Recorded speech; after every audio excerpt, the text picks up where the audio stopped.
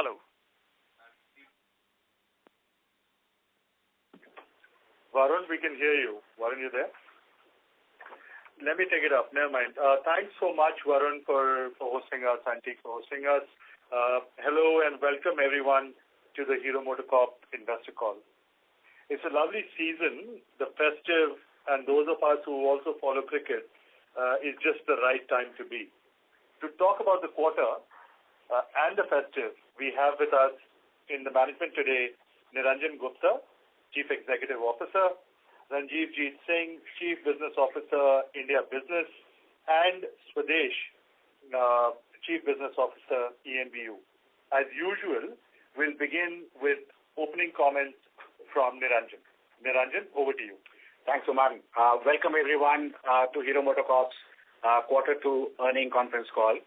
Good afternoon, good evening, depending on which part of the world you're joining from. And greetings for the festive, as it's a festive season across India. You would have seen our results announced yesterday. Happy to report we delivered a revenue of 9,445 crores with our margins of 14.1%, which was up 260 basis points year-on-year basis. We delivered net profit of 1,054 crores with a growth of 47%. The results, they reflect continued financial discipline, which we have been known for, and of course, the judicious capital allocation, along with continued investment behind growth priorities. Of course, the current margin shape provides even more headroom to deploy behind our strategic priorities that we have outlined earlier as well. Our win in premium journey has started off very well. We've been talking about this. Our strategy is to address this on all fronts: product, portfolio, place, price, and promotion. As you would have seen, on 15th October, we started the Harley-Davidson X440 deliveries across 100 stores all over India. We have delivered more than 2,000 so far. We are seeing good trends in the bookings on the second window. We've already seen more than 2,000 bookings. So it still leaves our order book at 25,000 plus as earlier. The supplies are getting augmented as we speak. We expect to service the current orders over the next around 4 months or so. And of course, as the supplies get augmented, we'll be able to fulfill these orders even faster as we move forward. Charisma, again, we're delighted to note the bookings at 14,000. We did close the booking window, and as the supplies augment, we will open the booking second window again soon. That's about the product. We are addressing the place, the stores part of it very rapidly as well. We launched our first ever premium store for Hero just a few days back. And we are going to scale up rapidly. Over the next 6 months, we will get to 100 plus stores. Similarly, the facelift of our current stores is on a very rapid path. From 20 in March, we are now at 200 plus Hero 2.0 stores just in 7 months, almost upgrading at the rate of 1 store per day. And we plan to get to 500 in the next 6 months. It's a huge upgrade and a rapid scale up. Not just physically, brick and mortar structures, but we are addressing the digital journey as well. Because the premium customer, the experience we provide is more a complete all-round physical journey and not just a physical part. So we have done a complete revamp of our product website, our customer journey, one app, etc. So a lot of work happening on the digital front as well. And of course, last but not the least, a full revamp of service also is on the cards on the premium part of it. There will be more models along the way, as we said, part of the portfolio strategy. Already we've got 4 to 5 models in market. There will be more over the next 4 to 6 quarters as part of our strategy to have full portfolio. Very, very confident. We are very confident on our premium journey. On the EV front, we continue to expand the number of cities and dealers along with the charging infrastructure, gearing towards a volume scale up over the next 4 to 6 quarters. That's on the business front. Broadly picking up a couple of highlights on that where we are focusing on. As far as economy is concerned, we know about the global geopolitical issues that are going on. However, Indian economy continues to be resilient and is one of the fastest growing major economies in the world.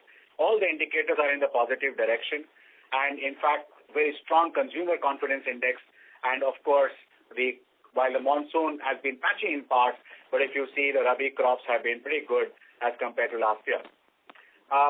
The festive season has started off very well, and overall, we do see momentum building on demand side as we move forward.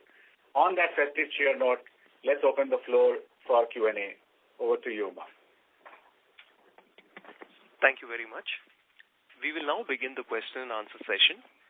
Anyone who wishes to ask a question may press star and 1 on their touchtone telephone. If you wish to remove yourself from the question queue, you may press star and 2. Participants are requested to use handsets while asking a question. Ladies and gentlemen, we will wait for a moment while the question queue assembles. A request to all participants in the conference, please limit your questions to 1 or 2 per participant.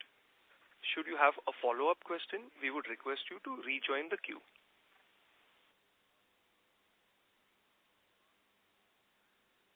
The first question is from the line of Chandramouli Muthiah from Goldman Sachs. Please go ahead. Hi, good morning, and thank you for taking my questions. My first question is on the electric two-wheeler business. Looks like in the month of October, we've now sort of breached into close to 2,000 units a month sort of run rate there. So just trying to understand going forward, where do you see the further inflection points in terms of your electric two-wheeler business build out, and any color there in terms of number of cities for the current product, as well as just any color on supply chain commentary, as well as you sort of try to scale that up would be very helpful. So look, I'll start off and then I'll hand it over to Swadesh, who's our Chief Business Officer for EMBU. So we had outlined a plan to cover 100 plus cities, and we are on track to move towards that. You're right in registering that we have breached the mark of 2,000, but that's just a start. From a production side, we are now clocking more than 1,000 per week in the last 3-4 weeks, and we're going to scale it up continuously as we move forward. More importantly, the infrastructure building is happening at a rapid pace, whether it is dealers, whether it is cities, whether it's charging, and therefore all of that are getting ready for the takeoff and the scale build up in future. For more color on that, Swadesh, over to you. Thank you, Niranjan. Thanks for the question, Mr. Chandramouli. So, as Niranjan said, we have been expanding quite fast to increase our footprint, and we will be reaching that 100 cities very soon. We are also expanding in terms of the way we serve the customers, so starting with our experience centers and now being in VI 2.0 as VIDA Corner, and also bringing our EV exclusive VIDA dealership starting from Pune. You'll see us being present in various formats. In terms of getting our products in the hands of the customers, you saw that in October the numbers are going up, and we just see that this is going to go up and up from here onwards as we are present in all these cities. Everything else in terms of our ecosystem, in terms of our production and the product acceptance, it is on the right track for us to get to leadership in the coming quarters. Got it. That's helpful. My second question is just on how we are managing the margin in the business. So it appears that the industry is in a slightly more favorable raw material environment, but Hero has been able to take more price hikes than maybe competition has been able to take, and it appears that some of those benefits are being reinvested into the business, which is potentially why the margin is slightly more flattish versus maybe some of the peers over the past few quarters. So just trying to understand, the thought process around the various gives and takes, and also your thought process on sort of further price hikes potentially going forward.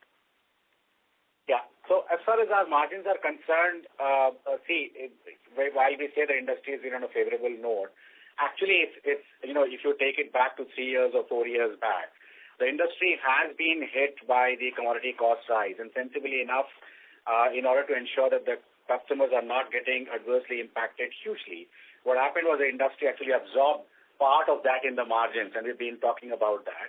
And that recovery has happened. So that's where the margins have come back to the platform which it was, as our guidance has always been to be in the tram line of 14 to 16%. Price hikes, no. Actually, we haven't been taking price hikes higher than industry. All our product positioning, all our price positioning have been broadly in line with where it was, and therefore that's been again a very sensible pricing plan that we have had. What this now allows, of course, the margin shape, and of course as we move forward the operating leverage will further kick in.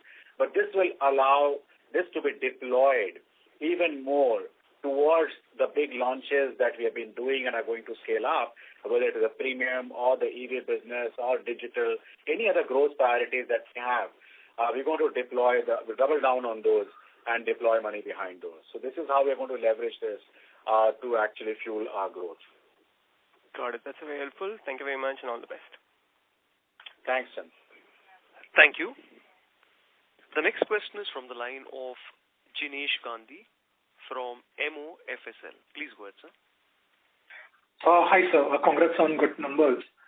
Quickly on the festive season, how it has started, what has been the industry growth, how Hero has grown during this initial part of the festive season. If you can throw some light on that. Yeah, hi. Jinesh, this is Ranjiv here, Ranjiv Ji. Quarter 2 is all about preparing for the festival season, and we have prepared well. We anticipated a good bounce back of demand, and we have actually worked on our strategies across the portfolio. So Niranjan already spoke to you in the last quarter about grow the core, and grow the core for us really means growing the market. And we've put our best foot forward to inspire and invite the entry-level consumers to come into the market. And that's working very well for us. So at the entry level, HF Deluxe is doing well. That's itself in double-digit growth. We are also seeing that the rural demand has picked up quite well. And that's always a good news for this industry when rural also kicks in. So we've seen that in the first 17 days of the festival. Then you move into some of the new product introductions that we've done, like Passion, which is a very loved million units a year kind of a brand. That form factor, that styling has definitely, hit a home run. So it's doing very, very well in terms of the growth. It's at 2.5x in terms of the retail from a Passion family compared to what it was last year. So that's also expanding the market and inviting more and more people to participate. In addition to that, we've also brought in the 125cc and strengthened our portfolio with Glamour Classic. That's also taken on very well, and this is significant because, it's markets like AP and Telangana and East where Glamour has been very, very popular in the past, and that form factor, that's coming back and coming back very well again. So we are seeing the growth to be very sort of spread out. For example, Rajasthan is leading the growth. Central Zone is doing really well. We've also got North kicking in very well, and South doing extremely well. East back on the growth path. Portfolio is what's one part of it. Then all the other enablers that we put into the market, really the consumer demand, fulfilling that, the sales training, even the retail finance that we put in, all of that is helping us to get to a double-digit growth that we are seeing in the first 17 days of the festival. So we're looking forward to a good festival season. Okay, and when we say double-digit growth, that's for Hero's portfolio, not the industry. Well, I'm speaking for the Hero portfolio, definitely. Okay, and industry also would be similar growth? Would it be fair to say?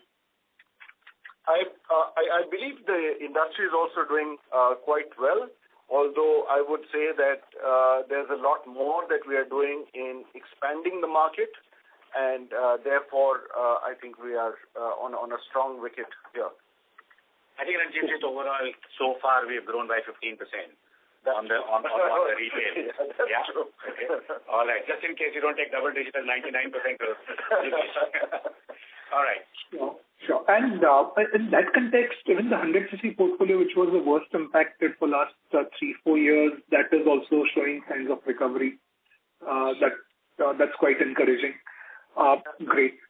Yeah. And second question pertains to the margin expansion which we have seen in this quarter.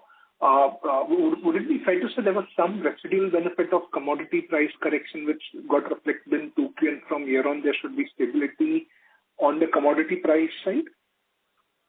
Yeah, we would expect. I mean, Jinesh, as you know, and I just mentioned earlier as well, that I wouldn't call it, a windfall gain or something for the industry. It's just a recovery of margins because industry had not passed on the cost escalation, inflation that had happened. And now we are back to a regime where the recovery of the price versus the cost have done a catch-up game, and therefore they are matching. So you're back to the even keel which you were earlier. Moving forward, nobody can forecast the commodities. I mean, I've been saying this earlier as well. We've got to just navigate the path. And of course, world continues to surprise us. But right now, as you said, the catch-up game has happened.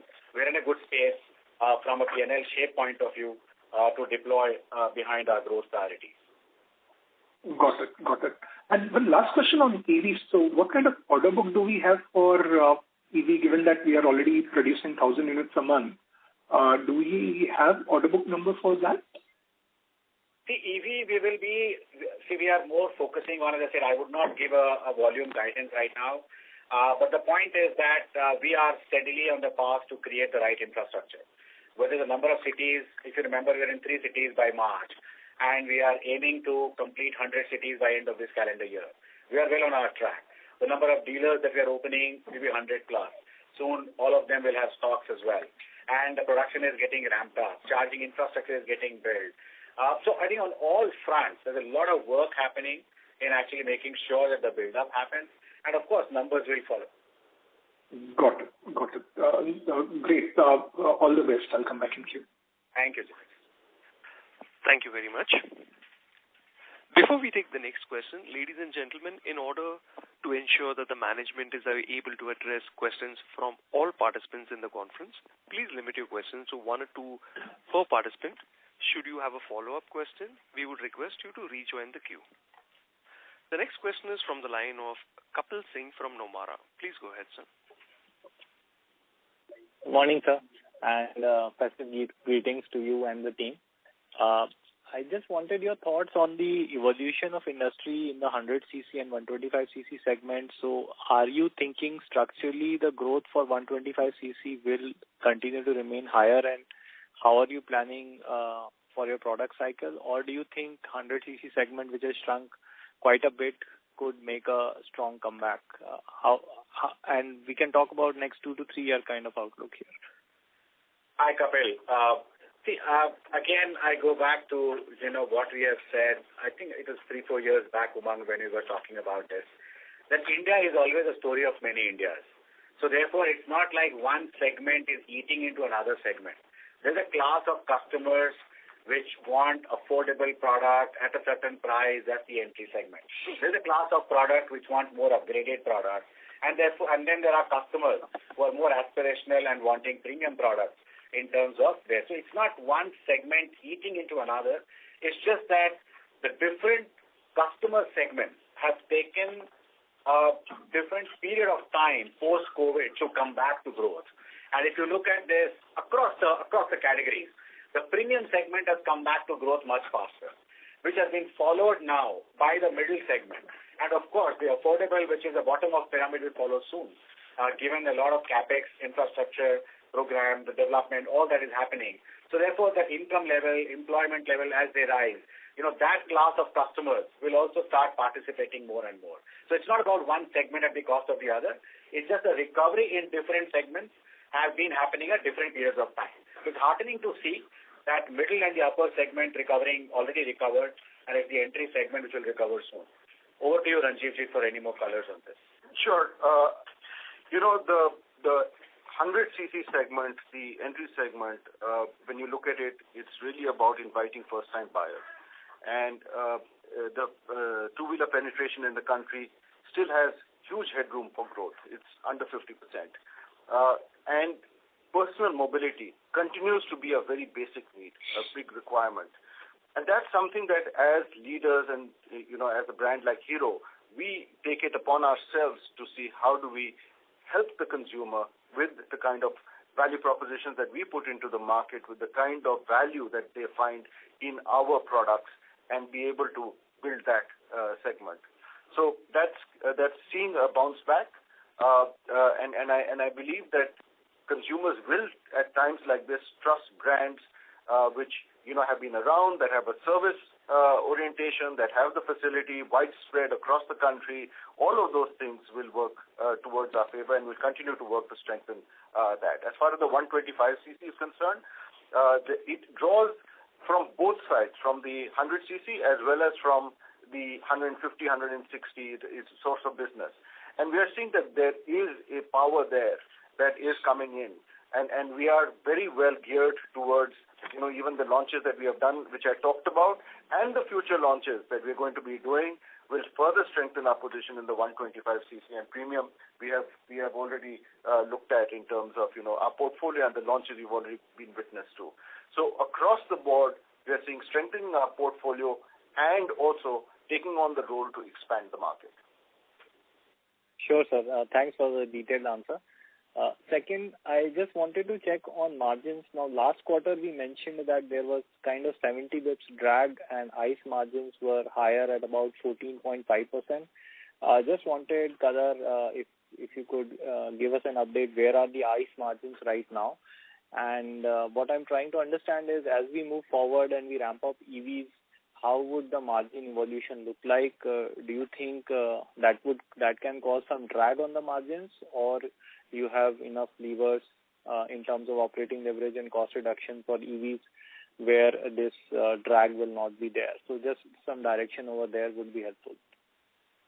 Right now, as far as quarter 2 is concerned, the ICE margins are close to around 15%, and around 90 basis point is what is deployed behind EV. As you move forward, what will happen, Kapil, is that, and you are right,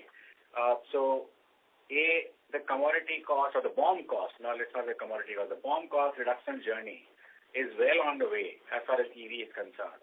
So that's going to help as we scale up and as we reduce the BOM cost in terms of intrinsically improving that, and while deploying that back in building up the scale.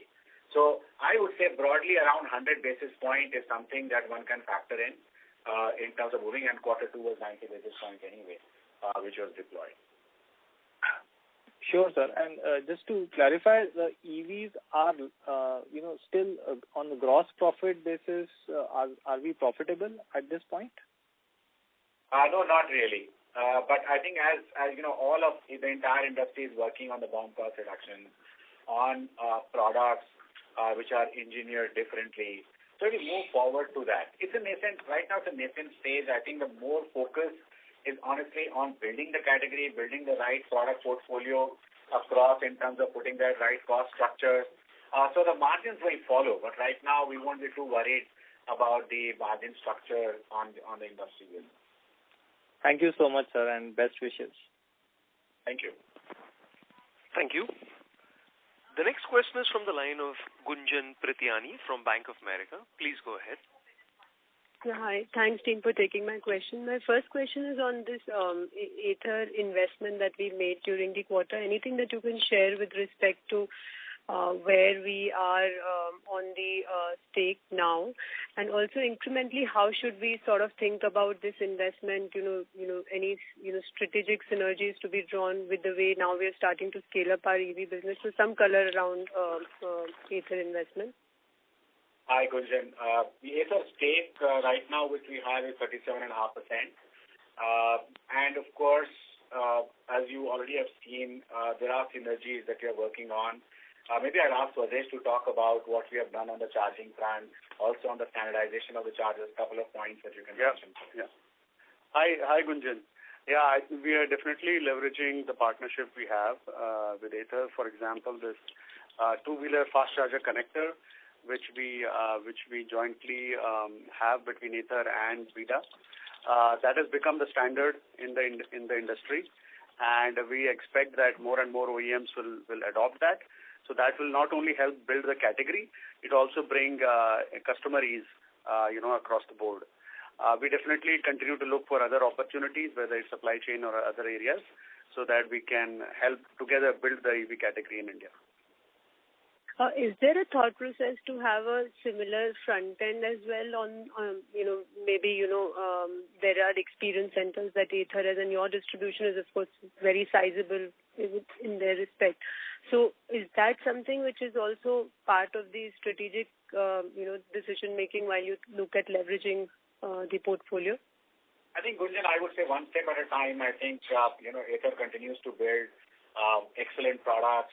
They're building excellent experience centers. The company is doing well. The product portfolio is well known for its premium, aspirational image. So I think wherever we see that it's the common synergy that both companies can leverage and therefore benefit the shareholders, both the companies continue to discuss on those fronts. Sure. My second question is on the product lineup. I mean, of course, you all have been speaking a lot about, so many launches coming through. If you can give us a little bit more color on incrementally next 6 to 12 months, where should we expect launches? And I'm more keenly focused on this 125cc segment. I mean, clearly Glamour and Passion have seen some uptick over the last 3 months. So, how should this segment sort of scale up for Hero, because it has been historically pretty sizable, right? I mean, you mentioned about 1 million each of these models used to have. So, a little bit more color in terms of model intervention and how do we see these two models sort of scaling up over the next 12-18 months? So, Gunjan, as far as 125cc is concerned, already there are some actions that have been taken. As you know, Super Splendor X-Tech, which was launched at the beginning of this calendar year, and then Glamour, which has got revamped. So all of these will translate into higher volumes as we move forward over the next few quarters. Of course, we are looking at, further augmenting this segment with another model. Timelines we can't talk about right now, but that's something that will come up by probably in quarter 4. And the other launches which we have been talking about more and more on the premium side. You will see the launches over the next 4 to 6 quarters. I think the focus is on the 125cc, on the premium, in terms of new launches, and of course some action on scooters also you will see. So you will see the lineup coming up. We will keep everyone excited every quarter. That much we can promise. Okay. Lastly, if you can share the channel stock number, and I'll join back the queue. Sanjeev. Yeah, this is, like I said, we prepared really well for the festival to make sure that, in our widest distribution of 6,000 touch points, they have the adequate demand fulfillment possibilities. And so when we come to the end of the festival, we'll be back to 4 to 6 weeks of inventory. Okay, got it. Thank you so much. Thank you. The next question is from the line of Raghunandan from Nuvama Institutional Equities. Please go ahead. Thank you for the opportunity. Congratulations on good set of numbers. Sir, firstly, given the strong response for Harley and Karishma brands, how are you looking at the production ramp-up for these models in coming quarters? Secondly, in terms of 125cc, just following up again there, within 125cc, the premium category has been doing very well. That is price point of about 90,000 ex-showroom. And we have X-Tech, which is benefiting in that category. But should we expect more launches like Extreme 125cc in coming quarters? And there have been a lot of spy shots also in the media. Okay, Raghu. So as far as Harley is concerned, yes, glad to note that, we are very happy to see the response to HDX 440 as well as Karizma. As I mentioned in my opening note, the current bookings probably will be able to serve over the next 4 months.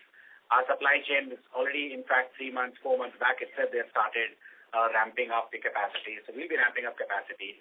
At this stage, I won't be giving out any number, but we'll be ramping up capacity because we see very high level of bookings.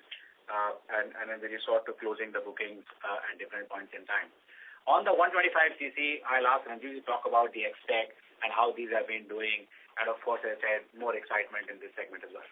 So Super Splendor X-Tech was introduced in the beginning of the calendar and really helped. I mean, when you look at the uptake that it had, not only its core markets of UP and West Bengal, etc., but also across the country. So it really got a national footprint thanks to the tech upgrade, which that segment of consumers was really looking for.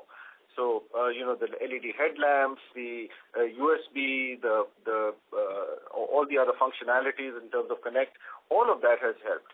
Then, when we look at Glamour X-Tech, that continues to be there, but as we're going forward, we're also working on something which Niranjan talked about. And so as we come into the quarter 4, we should see some excitement here coming from Hero to address the segment needs of that, power-packed and tech-advanced kind of portfolio.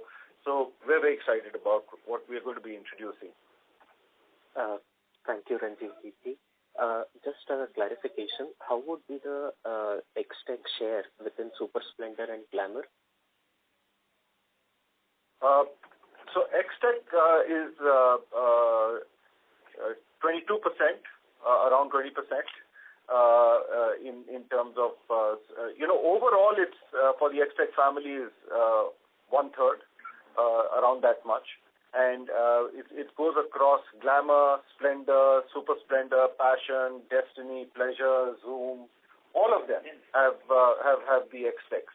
So these are the ones that are a little bit more tech advanced. They are have a clear competitive differentiation, and just for a little bit more, which the consumer is happy to pay the premium, then they get all these extra functionalities, like I said, about Bluetooth connectivity, the USB charger, low fuel indicator, etc. So all of these things are very much for the younger generation are very preferred. In fact, like you picked up rightly, what this is doing, the X-Tech is actually just along with premium. Our journey on premiumization also has been equal focus as far as the rest of the categories are concerned. Thank you very much, sir. Lastly, can you share the sales number if you have it handy? Yeah. So we had a really good quarter in terms of parts, accessories, and merchandise business. Over 1,300 crores, 1,354 to be exact, which is a double-digit growth over last year. The growth is coming across all parts. It's coming from the parts business, from oil, some of the new additions in terms of tires. All of that is working well. We're working on our strategy to continue to expand our distribution. So that continues well in terms of number of retailers that we cater to, the number of parts distributors, and through our super stockist channel. We also are getting more and more extraction from each of these retailers. So that continues to be a key growth driver for us. And overall, it's a business that's coming in a really strong and good growth. It continues to do well. Thank you so much, sir. All the best. I'll get back to the queue. In fact, just to add, Ranjivjit, on that, it'll be good to let people also know that October month, which you've just finished, we've clocked 500 crores revenue from PAM business for the month. Yeah, highest ever. That's true. Okay. Thank you, sir. Thank you. The next question is from the line of Praveen Motwani from BOI Mutual Funds. Please go ahead, sir. Hi, team. Thanks for the opportunity.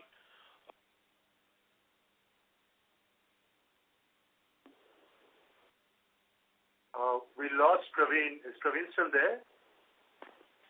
Mr. Praveen, are you there? I think he's got disconnected. Why don't we take up Binay next, and the moment Praveen comes in, let's take him in, yeah? Sure. Mr. Binay Singh, go ahead. I think even Binay is dropped, so I'll take the next question. Sure. Thank you. The next question is from the line of Mr. Pramod Amte from InCred. Please go ahead, sir. Yeah, hi. Thanks for the opportunity. So the first question is with regard to the Passion. The way it has bounced back looks impressive. Would you give us some color in terms of within that subsegment, what market share it has been able to achieve, and what has been the cannibalization for some other brands of your own?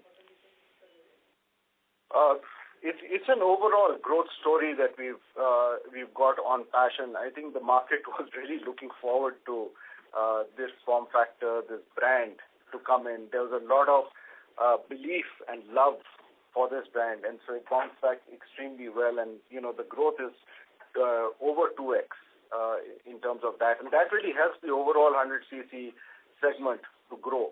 And it's not come at the cost of any other brand, at least within our portfolio.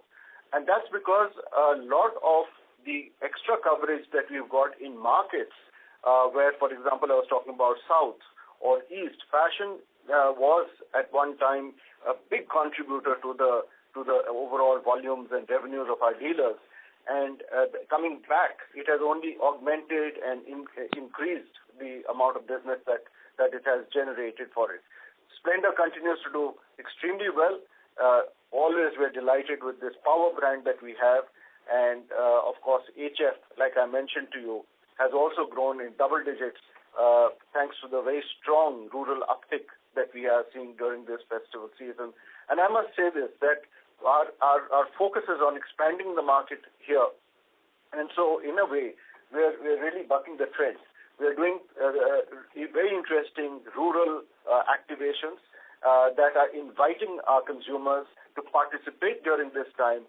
And I think that's something that probably no other industry player is doing. So we're quite happy with the way the teams are executing on this strategy. Sure. And is it also your the existing customers of Hero long back, they are upgrading towards Passion, or these are the new customers who are? You're absolutely right. There are a lot of customers who are holding on. Last many years they were holding on to their Passion because they were just so. I mean, it's a question of love. That's why our campaign was also about first love, and they have come back. But not only that, I think there are many first-time buyers, as we see as well. So it's coming back, exchanging, and we have a very robust and good exchange business that's also showing tremendous growth. So we are also stimulating that, and we've done that with Passion, we've done that with Glamour. There's a pretty good installed base that we have, that our customers come back to us, they get the exchange bonus, they're able to do all that. We've got Hero Shore outlets, we've got the Wheels of Trust do-it-yourself app that from wherever you are, you can get an evaluation of your current two-wheeler, and in seconds you get that. You literally walk into a Hero showroom, a dealership, and you also get brokers to participate and give you the best possible deal for your previous older vehicle and exchange for a new one. So, it's a very comprehensive strategy that we've got to expand the market, and that's what we're working on. Sure. And the second question is with regard to the scooter exports, which also seems to be again coming back in a big way. So which markets are these which are driving this, and also what's the runway? Any thoughts? Is it more driven by the new products you introduced those markets, or can you give some color and some medium-term targets there for specifically scooters? So I guess we'll address this in overall global business volume. Not in terms of scooter or the other parts of it. Quarter 2, we had 2,500 volumes, which sequentially is a very good growth because quarter 1 was only 35,000.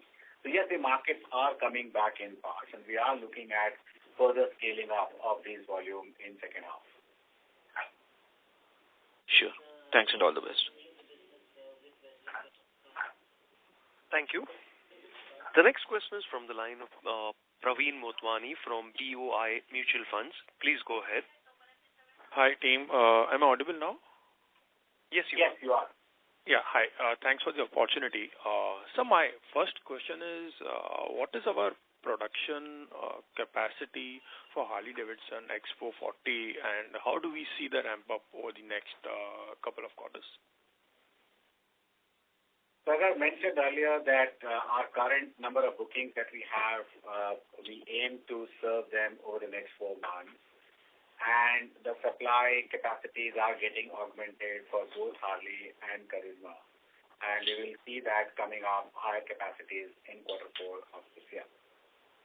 Any indication that what would be the production capacity number, to understand our stand to address the demand that we will get for this product?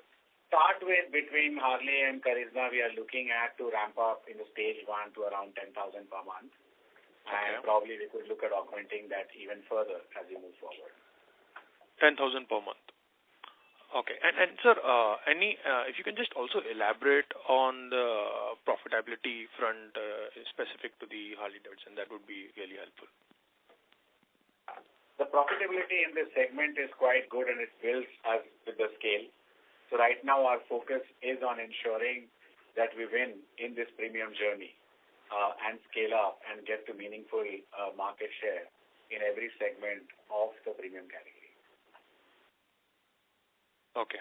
So, sir, in fact, as we build premium portfolio, it allows us to further expand our PAM business more specifically on the merchandise part of it.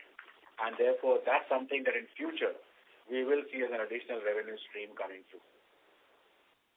Okay, so when you talk about the better profitability in this specific thing, so can I assume that our it would be better than the blended margins that we are doing right now? I won't get into more specifics here, but I think the portfolio shape will improve from a margin perspective as we move forward. Right now, our singular focus is building the shares in the premium segment across each of these segments within premium itself. Understood. Okay. Thanks a lot, sir, and all the best. Thank you. The next question is from the line of Shri Kirloskar from BOB Capital Market Limited. Go ahead, sir. Hello. Yes, thank you for the opportunity. Yeah.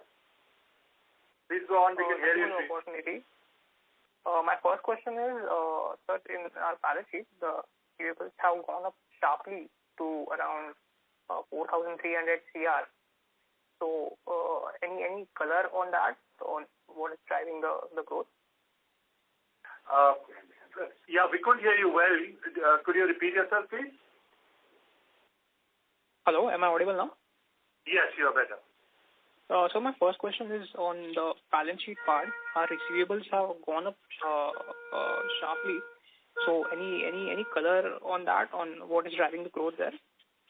Well, that's the usual bit that happens during festive season, because as the stock builds up, and that happens across the industry, we do provide extended credit to our dealers, which gets then wind down by the end of the festive. Nothing unusual on the table.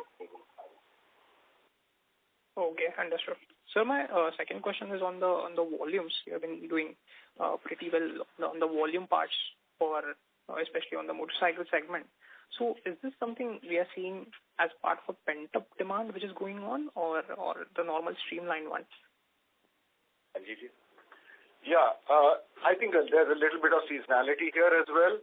So when you look at the way we are shaping our portfolio, bringing in, of course, the volumes are going up, and the trend that we are seeing is pretty positive for the festival season as we get into Q4. Then also, and pretty much from November onwards, we will see the marriage season kicking in. So there also the demand is going to be positive.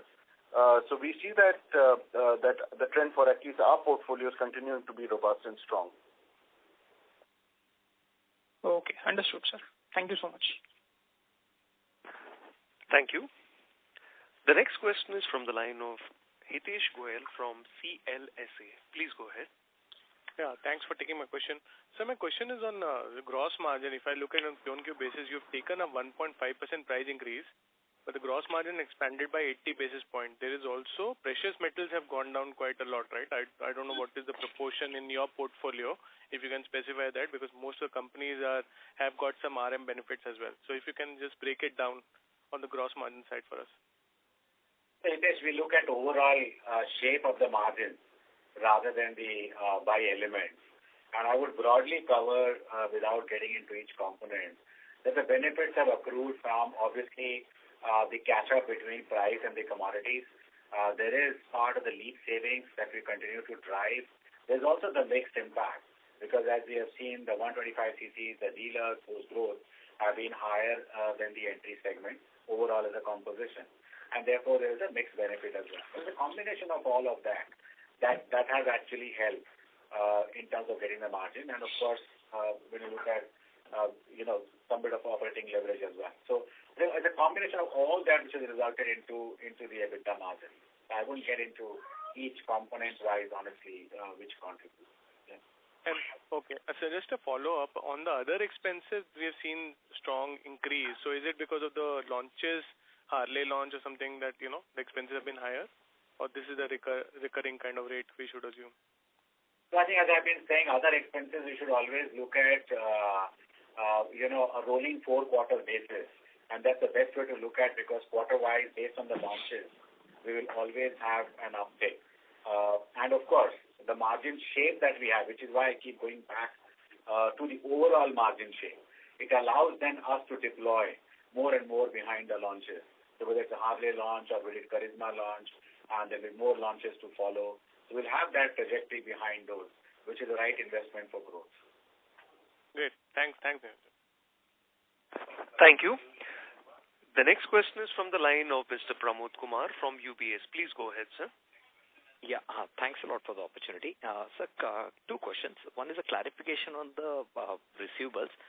Normally, these kind of receivables also generate interest income, right? It's not like you're going to be funding or extending credit for a limited period without any interest cost, right? Interest for the dealer. Is that understanding right? No, that's not. I mean, it's part of the entire extension of credit that we do, and the interest is only if it becomes overdue. So that's the, that's the usual bit that happens. It's just that we allow extended credit during this period of time. Sir, where do you recognize if there's an overdue and there's an interest which is kind of you receive from the dealer? Where exactly in the period does it come in the other income? Yeah. Beyond the due period when they get, it gets into the other income, Pramod. You're right. Other income. Thanks a lot. That's not a big portion of the other income. Yeah. Which you see. Yeah. No, that's good to hear. On the EV side, sir, because what we're seeing is that demand continues to be pretty resilient. Even in the festive season, EVs are holding a 5% volume share, which is pretty encouraging, which probably points to increasing adoption of EVs even in the rural and the festive markets. And given the fact that you have a really differentiated product, because if you look at all the other major players, they have a handicap where the battery is a fixed one, right? And you are the only one amongst all leading players who have a differentiated product approach, and honestly, which should give you a very good right to win. But I'm just trying to understand what is kind of, is it supply chain which is constraining you? Because otherwise, with this kind of a product proposition where you're really taking charging out of the equation altogether, practically, the constraints around charging. So why are we not seeing a much sharper surge in volumes, or what am I missing here? Because this is something really differentiated versus everyone else in the market. So Pramod, you are absolutely right. I'm glad that you picked this up, that the product is differentiated. It's being marketed. The brand is being marketed as a very differentiated marketing proposition, as you would have seen the creatives. On the place part of it also we have advantage, given that we can leverage the Hero distribution network, which we've started leveraging, plus of course exclusive stores, which actually are now coming more and more on ground, which is the VIDA hubs that we talk about, which will bring the imagery part of it. So I think all of these are right ingredients in place, Pramod. So it's only a question of time when we actually put out the scale. As we said that, as of the last 2 weeks, we already started producing at 1,000 per week. And of course, as we move forward, we'll continue to ramp it up. It's important to get the ingredients right, which you're rightly saying. And then thereafter, the scale up is only just a function of time. So, Mesh, you want to add just a couple of points on that? No, Pramod has picked up the right. Pramod, you picked up the right USPs, and in fact, that's where the answer lies as well, that we are very confident about this product. And the customer feedback is very, very positive. It is our responsibility to make sure that we set up the right ecosystem, the foundation for growth, and all the support structure which the customer needs once they own the product. So we are building all of that. We know that we have a well-differentiated product. We have the best range, removable battery, charging infrastructure, differentiated, connected features. So we know that we're going to, be ramping up volumes very fast.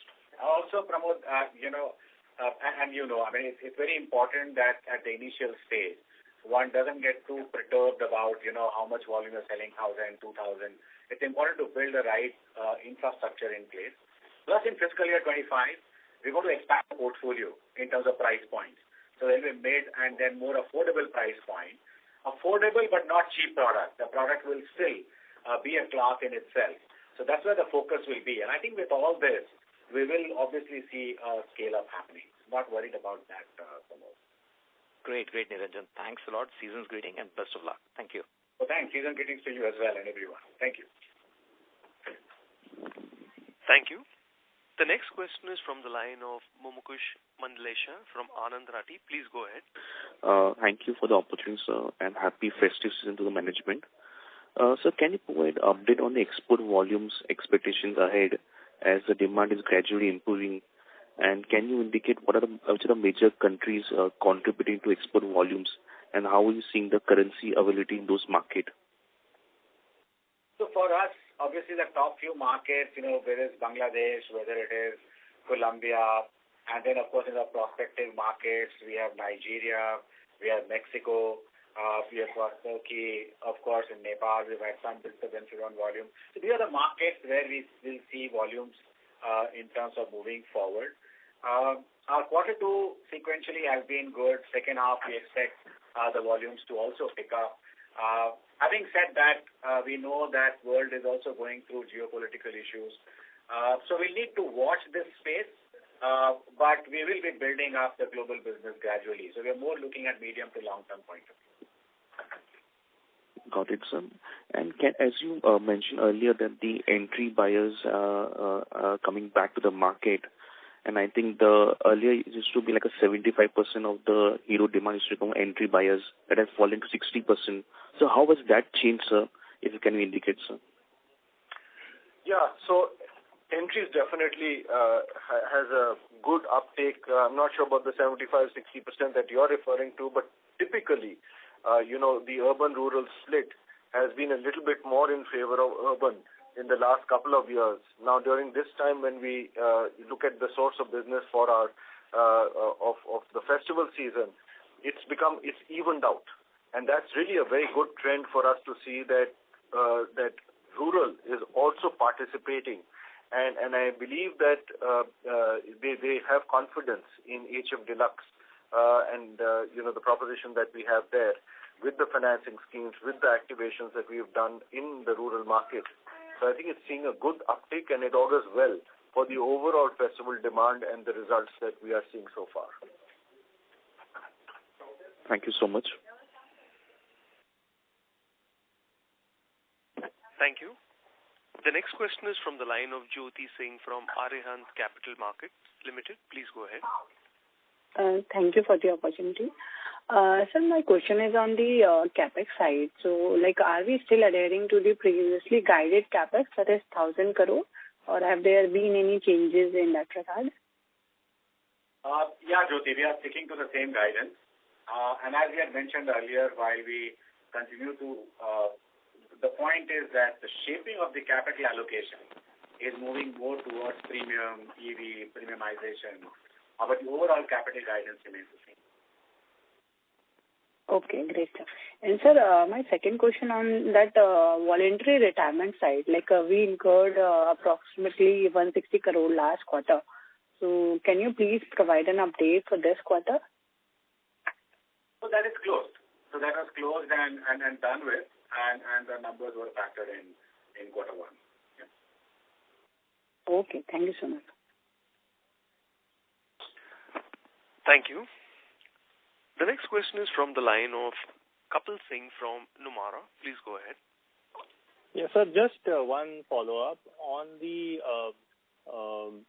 battery technology that we are going to use going ahead.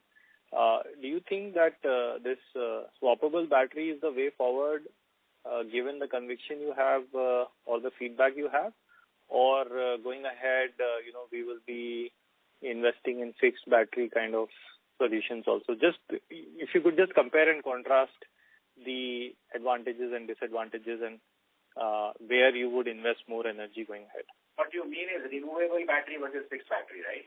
That's right. Okay, Swadesh? Yeah. Hi. I think, we heard from earlier on the call itself that our removable battery is the major USP and the highly differentiated from other players and products in the market. We continue to see that our customers are heavily using that feature. So we see that we will continue to rely on this aspect of our battery. But having said that, I don't think one can tie up to one type of fulfilling the need of range anxiety just by saying it will always be removable. We have to see for each segment what the customer needs are, what the use cases are, and we'll have to have the right battery for that. If a certain segment doesn't require a removable battery and I can give a much simpler product, I think it depends. So I don't think I would say that one would assume removable battery for all products, But wherever we are present, we see the benefit of it in terms of the customer experience. Yeah, so if you could just explain us, like in which use cases do you think the fixed battery works better, and is there a higher cost in case of removable? Just to help us understand the variable basis which you've taken the decision. There are use cases where the customers have the opportunity to charge very easily the scooter itself, right? Or once the fast charging network is available and the speed of charging is to an extent that you don't really need, you can quickly top up 50-60% of the range required. In those use cases, you don't really need to be available with removable battery. Also, when there is a very captive use between point A to point B, very reliable, sort of predictable use. So, we can sort of take this up, it's a longer debate. But as I said, there are use cases where you probably don't need the removable battery.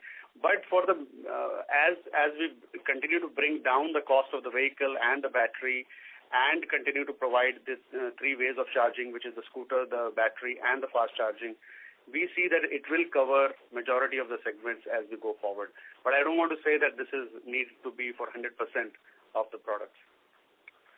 Thank you, sir. Thanks. That's all from my side. Thank you. Thank you. We will take the last question from the line of Abhishek from Dolat Capital. Please go ahead. Thanks for the opportunity, sir. Sir, what was the retail number in last festive season for Hero, and what is your target for this festive season? And how much peak festive season volume for Hero? Do you expect this you would be able to surpass in this season, that numbers? So our last year festive season, we were around close to 1.2 billion for the 32-day period. And we call that finally the end customer retail. I won't give a target right now. We have said that we expect industry to grow double digit, and we already talked about that festive so far we've grown 15%. Okay, sir. And my last question on the scooter segment, we are much behind versus our peers. So what is your plan to regain the market share in the scooter segment? Yeah. Thank you for the question. In the two segments, the 110cc segment, we're in fact gaining market share thanks to Zoom. Zoom is doing very well. In a number of markets, it's become the number 2 brand. And that's really, really incredible for such a short period of time for the brand to become so accepted in the market. It has many industry firsts like the corner bending light. It has bigger and wider tires. It's really got a zippy acceleration. So all of that is good. As far as the 125cc segment is concerned, we're in a period of transition as we phase out a couple of products from our, like Maestro Edge, etc., and we bring in some new. We've already brought in Destiny Prime in the 125cc, and this is again transitioning into a really good path as we go forward. So 125cc, we will continue to strengthen as we go forward. 110, we've already done some interventions there, and overall, we'll see us growing in this overall scooter market. Thank you, and happy festive season to everyone. Yeah, sure. Thank you, everyone. Thank you for listening to us. We'll look forward to keeping in touch and enjoy the rest of the year. See you soon. Thank you. On behalf of Anti-Stock Broking, that concludes this conference. Thank you for joining us, and you may now disconnect your lines. Thank you.